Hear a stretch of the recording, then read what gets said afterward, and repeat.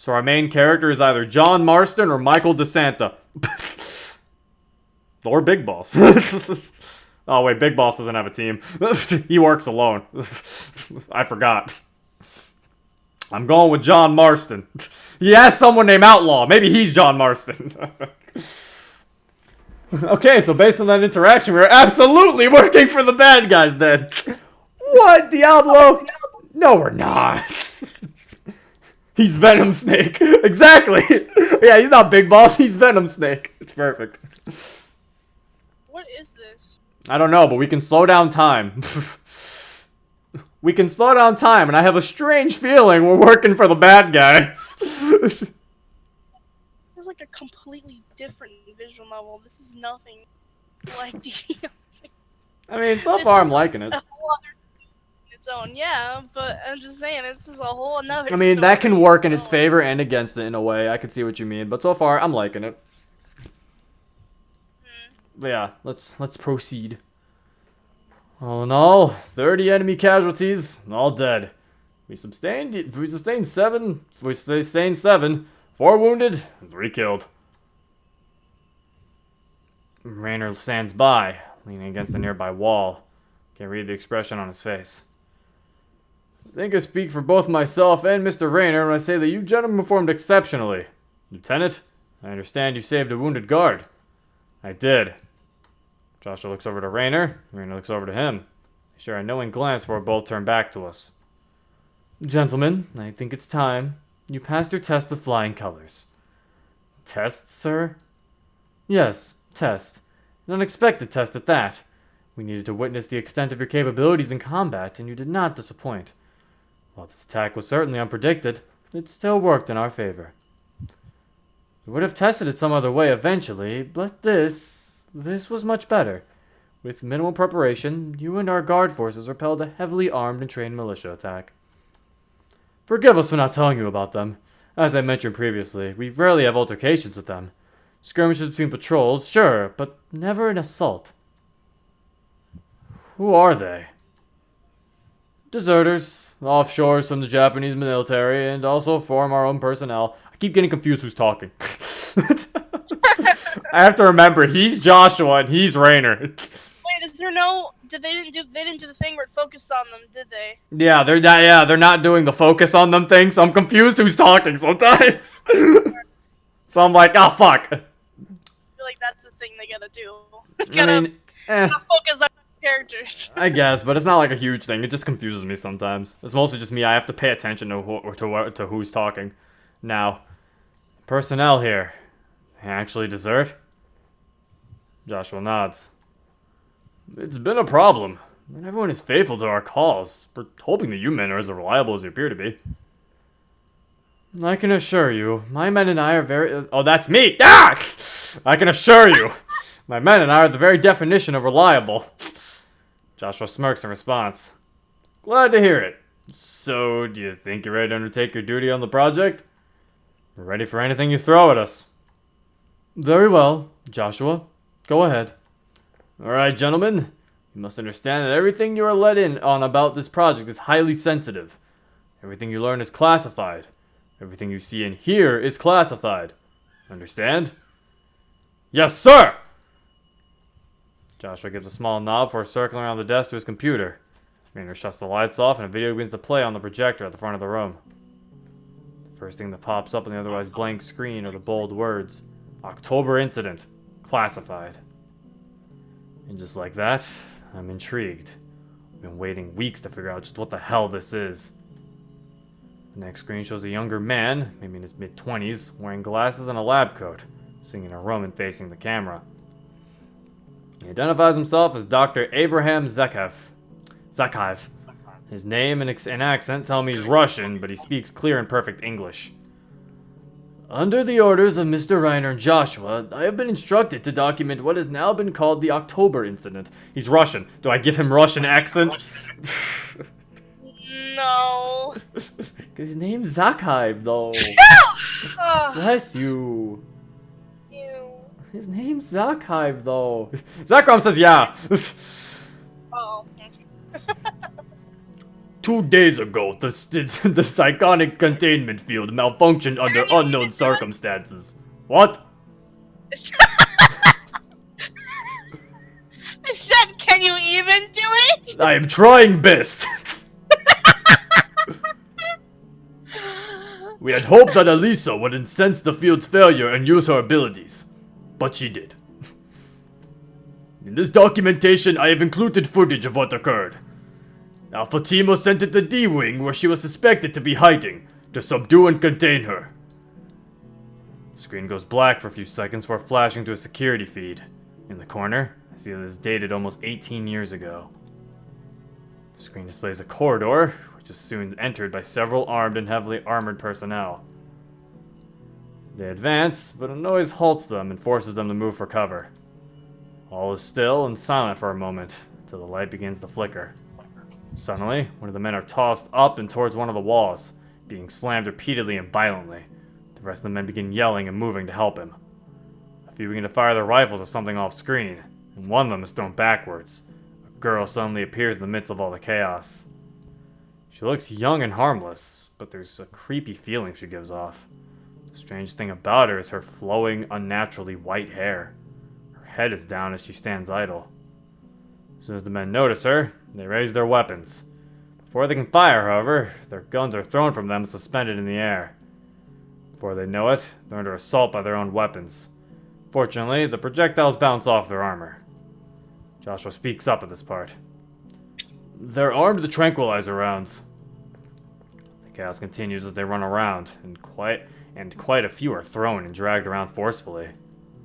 The girl continues to stand peacefully, undeterred by the surrounding carnage until she begins to float.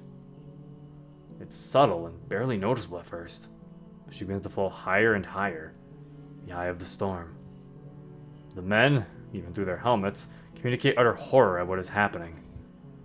The feed ends, and Dr. Zakhaev returns. The doctor sighs and speaks up again. Elisa was subdued not long after by the combined efforts of two more approaching teams, Gamma and Delta. However, by the time they arrived, Alpha Team had sustained multiple gruesome fatalities. Those who survived were hospitalized with injuries ranging from moderate to severe. Gamma and Delta also sustained a few casualties, and at this time, I'm not sure if there were any fatalities among them. Elisa has been placed in isolation for an, as of now, undetermined amount of time. I've been instructed to observe her more carefully and ensure that this incident does not repeat itself. We are currently working to improve the psionic field and investigate the unknown cause behind its failure. This is Dr. Abraham Zakhaev, signing off. Glory to Rostatska! And with that, the video ends, and the lights are switched back on. We all sit in silence for a few moments, pressing what the actual hell we just witnessed. Then Rainer speaks up. Now I'm sure you see why this project is so sensitive. Sandman is the first one of us to speak up and voice his concerns. What in the hell was that? Rainer smirks and begins to pace. That is Project Libitina. Psionic research, gentlemen.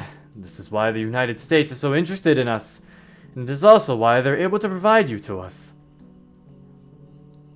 The project is based around a large group of subjects who are suffering.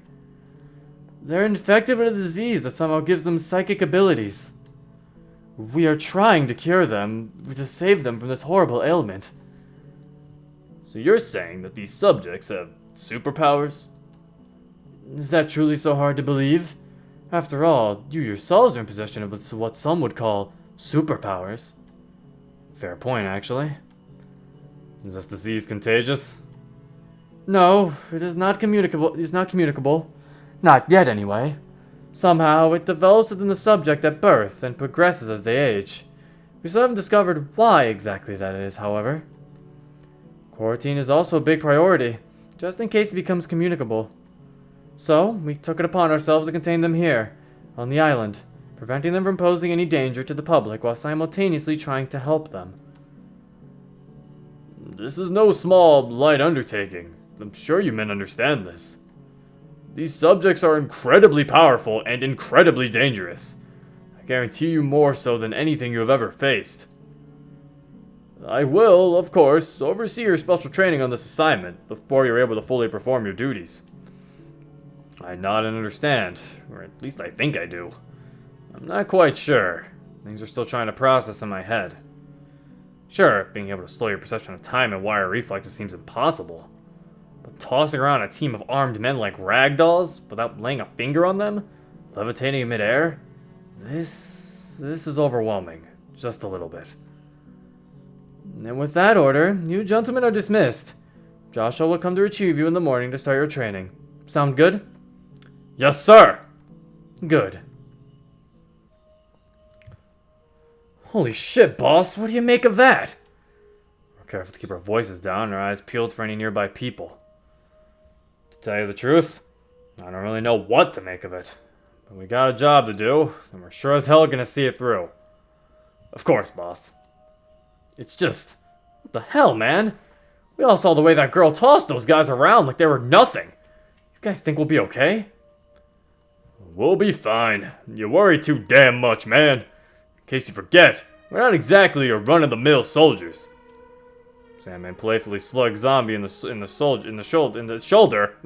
shoulder to punctuate his remark, and Zombie returns the favor.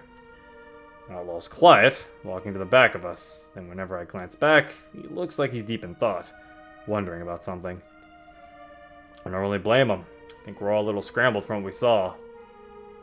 We arrive at our rooms, and I give a gruff, "Good night, fellas," before we turn in for the night. Gah. That's a gah. Drink water time. Someone said, wait, is this Sandman from Spider-Man 3? I sure hope it wasn't, because I made him sound like Barrett from the Final Fantasy VII remake. I'll take the load off your shoulders! Whoever those people are, I don't know. Big black guy from Final Fantasy VII. Still don't know who the fuck that is. Do your best quiet impression. Just want me to hum? So far, this is very interesting. Probably gonna stream for like another 10 minutes, and then I'll be an hour, and then I'll stop, because I'm hungry, and I'm feeling weird. But yeah, hold street. What? What are you talking about? What? What does that mean? You're feeling weird. I'm feeling weird because I haven't eaten. Oh, like you're getting all like... Yeah, that's what I'm like. I've been feeling weird. That's why I streamed for 10 more minutes. Because also, Deerton said this is his favorite part, so hopefully we get to that. Take a few moments to just stand there before sighting and undressing, turning out the lights where I slide into bed. My pillow is thick enough that I can't feel my Beretta beneath it. I'm going to drift off to sleep, but as I do, I feel a faint chill run down my spine. I'm too exhausted to really care, though, and I let sleep take me. The same chill returns, this time more alien and cringe-inducing. I turn my head to glance at my watch, and in the darkness I see that it's 2 in the morning. I swear that my eyes had only closed for a couple of minutes. An odd and unwelcome feeling follows the chill. It's my instinct, telling me that something is not right here. Something is very, very wrong. Raising my head, I find that my room is completely gone. The floor had been replaced with what appeared to be stone, black as pitch. I looked upwards and was stunned to find a similarly black expanse. No stars, no clouds, nothing, but an endless gray expanse. I get up and out of my bed, realizing that I now stand on a floating platform in the middle of this vast expanse. This is, without a doubt, the most vivid dream I've ever had. I take a moment to look down and move my hands and fingers. I have free will over all the emotions I make. This isn't like any dream I've ever experienced before. That's for damn sure. And I ponder what to do for a few moments before deciding to look around. Everything is just empty. This place is the definition of empty. No matter where I look, all I see is just the same endless, monotonous darkness stretching on and on forever. I try to take my mind off the surrounding abyss and decide to move back from the edge. As soon as I walk backwards and turn around, I immediately find that my bed has vanished. The stone island is now entirely devoid of anything. Except myself, of course. This is all too strange and unsettling. It's so surreal. It's as if I'm actually experiencing this no differently than if I was awake. I'm not even certain anymore as to whether or not this is a dream. I can't shake the creeping thought that I might actually be dead. That I'm now trapped in some form of purgatory. As soon as that thought crosses my mind, I begin to feel the platform shake and rumble. It starts to tip to one side, causing me to fall on my back and slide feet first off the island. I am helpless to resist. I can't seem to find anything to hold on to. There's nothing I can do as I fall into oblivion, screaming all the air from my lungs. I fall for a few moments before my body collides with the ground. The wind gets knocked out of me pretty badly. But other than that, I feel okay. I climb to my feet and check myself over, finding that I didn't suffer any injuries from the fall, much to my surprise. No broken bones, no cuts, not so much as a damn bruise. I guess that confirms that this is a bad dream. Finishing my self-examination, I look around to scan my surroundings. Ahead of me lays a pathway, constructed of the same pitch-black stony material that the island was made of. The pathway is illuminated faintly by what I can only describe as wisps of light, slowly floating back and forth. Seeing as I don't have much choice, I figure, what the hell, and head down the dimly lit path. I walk, and walk, and walk some more. This damn thing seems to stretch on for miles. My feet don't even get tired. The poor lighting in this place feels all sorts of wrong and unnatural. After what seems like hours of walking, the path suddenly stops at a clearing. I look around for any sign of what the hell I'm supposed to do, but the clearing is as empty as the rest of this damn place. Frustrated, I release a yell into the void, as if something might respond. Unfortunately for me, it did. A black silhouette begins to manifest it's right in front of me, a shape that appears to be wearing a top hat and long coat. When able to bring myself to look at its face, I find only two orbs of dim glowing light staring back at me. Hello, preacher. I've been watching you for a while now. I must say, it seems as though you have lived a rather unique lifestyle for someone of your age. I start to back away from the figure, and the mist and fog dissipate, leaving nothing behind. The voice sounds again, but this time I can't pinpoint its origin. Good and evil, preacher. Constructs created by mankind in order to justify and classify their actions. These are concepts you have become well acquainted with all your life, and yet you refuse to take a side. You'd rather follow your orders, whether they be considered good or evil, and stay as a dog on a leash. You're a slave, a tin man. Who? What the hell are you? This voice whispers into my ear from behind me, and I feel his hot breath against my neck. It makes my skin crawl. But I'm going to tell you a secret, preacher. I turn to face him and am greeted by a firm hand gripped around my throat. He lifts me up off the ground with a single arm to face him, so his eyes can burn into mine. Though I realized you have endured and conquered much throughout your short lifetime, you ain't seen nothing yet. You're more important than you realize, my mortal friend. I continue to stoically glare into his eyes, doing my best to conceal the fear that I feel rising within me. He already knows, though. I prefer not to interfere with the affairs of those from your world, but I simply cannot ignore what is coming, and neither can you. He lifts a shifting, shadowy finger to my face, almost accusingly. The shadow forms a wide, amused grin that stretches his face, as though he's trying to break free of his shadowy skin. What do you want from me? I choke out. He stares at me for a few more moments, studying me, before I finally realize releasing me. I fall to the ground and begin rubbing my neck, looking up to see that he's disappeared once again. Of course, his voice rings out from behind me. I scramble to my feet, finding him lighting a cigar. Well, well, a man of taste, I can't help but think. I silently watch him puff the cigar, his back turned to me as he faces the void. Whether or not you have questions is of little importance right now. would be a waste of our time. You possess power that most men can only dream of, and the strength necessary to survive the road ahead. A lion among the sheep. Any trinket or enhancement I could offer would be unnecessary. For now, at least. We'll just have to see how things play out. So instead, I offer you a much different prize. Something you would find more useful. Knowledge. I'm still stricken by fear and can't move. But I'd be lying if I said I wasn't intrigued. Seems I've got no choice but to hear him out anyway. Though the so-called sanctuary that you now reside in seems to serve as a place of solace. But don't be fooled. You will soon learn that it serves another purpose entirely. What are you talking about? Tomorrow, you'll be introduced to that underground labyrinth. Archimedes' labs. What transpires down there is sinister, but you and your men won't break. You're too strong. Your current masters, your leash holders, they lie to you. Devils in disguise. Puffs a cigar and turns to face me, burrowing those bright orange eyes into me as he approaches. I don't back away, after all.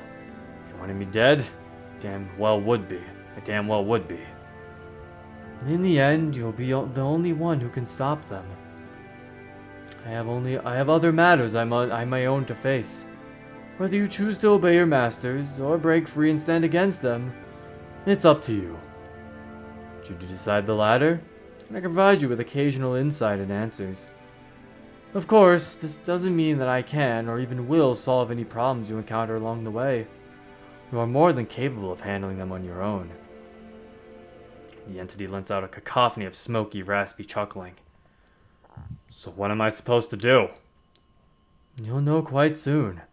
Everything will all come together and make sense. Have faith in it. Takes out a cigar and puts it out with one of his long, thin, shadowy fingers. It seems our time is running short, so I'll make the rest of this quick. You may do what you wish with the information I give you, but I must ask you remember this. I'm listening. Your kind has a habit of searching for hidden meanings in everything, even if there was never a hidden meaning in the first place. But in this case, let's just say for now, there is more than what meets the eye. So much more. I'll be watching your actions much more closely now, although I'll not judge for whichever you choose. We will meet again soon. Best of luck to you, preacher. Don't disappoint me. The entity tips his hat at me and grins before disappearing in a puff of black smoke that composed his form. Suddenly, I feel myself fading from the dream and into reality. My eyes burst open, greeted by my empty, silent room. Upon instinct, I immediately grabbed the Medetta tucked under my pillows. The only sound is a periodic tick, tick, tick emitting from my watch. I sit up and find my room entirely in order. Same floor material, walls are intact, no desolate infinite void surrounding me. After a quick glance over, put the Beretta back under my pillow. I think back to the dream I had, how strange it was. Strange doesn't even begin to cover it. Everything that thing told me, was it true? I mean, if this Project Libitina thing is the real deal, I'm kind of open to anything. I guess only time will tell.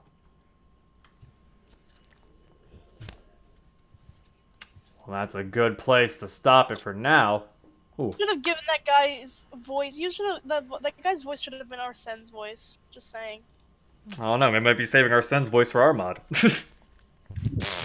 I see. Also, Arsene isn't like that. Arsene wants to help you. I know, but the way he was described and everything, He seems like creepy, so I gave him a slow voice.